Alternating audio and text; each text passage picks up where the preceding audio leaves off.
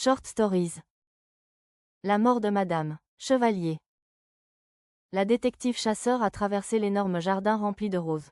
Elle est entrée dans la somptueuse maison de Monsieur et Madame Chevalier et elle est allée dans le bureau. La belle pièce était devenue une scène de crime. Madame Chevalier était assise dans sa chaise en cuir. Elle semblait s'être endormie sur le bureau.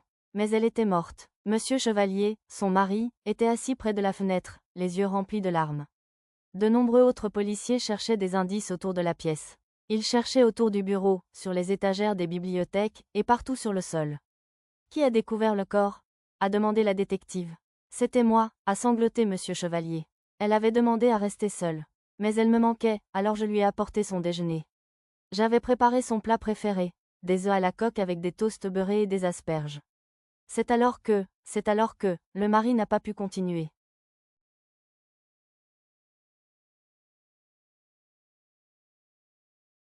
La détective chasseur a noté cela dans son petit carnet avant de continuer. Que faisiez-vous avant de trouver votre femme? J'étais dans le jardin toute la matinée, a murmurait-il. Je m'occupais de nos roses. Avez-vous remarqué quelque chose d'inhabituel? A demandé chasseur, fixant Monsieur Chevalier.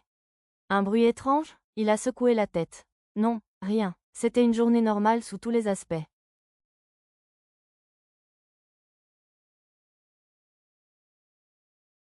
Est-ce que quelqu'un aurait pu entrer ou sortir de ce bureau en secret?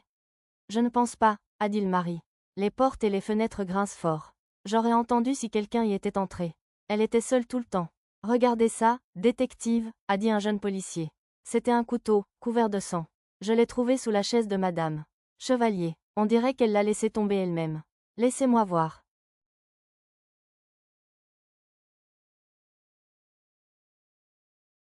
La détective a soigneusement inspecté le couteau.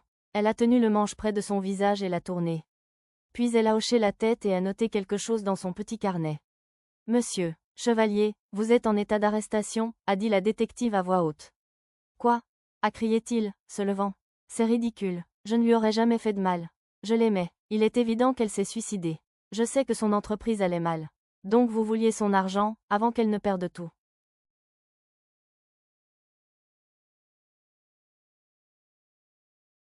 Je porterai plainte contre vous, a menacé le mari. Comment osez-vous m'accuser comme ça, alors que je suis en deuil? Ma femme n'est morte que depuis 30 minutes. Et comment savez-vous le moment exact de sa mort? A demandé la détective. Le mari a hésité. Vous ne trouverez jamais mes empreintes sur ce couteau, a-t-il enfin crié. Je suis certaine que c'est vrai, a dit la détective calmement. Vous avez utilisé des gants, bien sûr. Mais vous avez été négligent. Vous avez utilisé vos gants de jardinage. Je peux sentir l'odeur des roses sur le manche du couteau.